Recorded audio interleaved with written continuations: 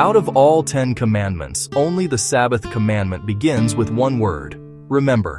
That is not accidental. It's deeply intentional. Here's why. 1. Because humanity was most likely to forget it before Sinai. God's people already forgot the Sabbath in Egypt, 400 plus years surrounded by pagan worship and endless labor. Exodus 5:5-9. So God says, remember, meaning, call your mind back to something you already had but lost sight of. It wasn't new. God was restoring something ancient. 2. Because it points back to creation. The Sabbath is the only commandment that reaches back before sin, before nations, before religion, before Israel. Genesis 2:2-3 says God rested, blessed, and sanctified the seventh day. So when the commandment starts with remember, it's pointing back to the very beginning. It's like God saying, remember where you came from. Remember your Creator. 3. Because it contains God's seal. Look inside the commandment and you'll find His name, the Lord your God. His title, Creator. His jurisdiction, heaven, earth, the sea, and all that in them is. That's a seal. If people forget the Sabbath, they forget the seal. If they forget the seal, they forget the identity of the true God. So God says, remember.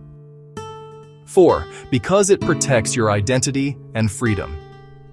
In Deuteronomy 5:15, God gives another reason. Remember that you were a slave in Egypt. The Sabbath is Freedom Day, a reminder you're not a slave to work, not a slave to sin, not a slave to the world system. Sabbath says, you belong to God, not Pharaoh. 5. Because it was the most countercultural commandment. Every nation around Israel worshipped idols, but no nation rested. No nation stopped working. The Sabbath made Israel stand out as God's people. It still does. So God says, remember what sets you apart. 6. Because the Sabbath is a relationship command. All the other commands say do not. But this one says remember. It's a call to relationship, rest, worship, and delight. It's not just a rule. It's an invitation. 7. Because it represents the final test in the last days.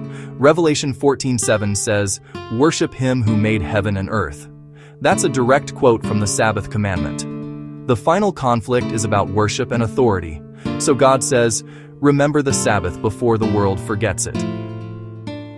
In summary, the fourth commandment begins with remember because it is the most forgotten, the oldest institution, the seal of God, a sign of freedom, a mark of God's people, a call to relationship, a central issue in the final days. That one word, remember, carries the whole story of redemption, identity, and worship.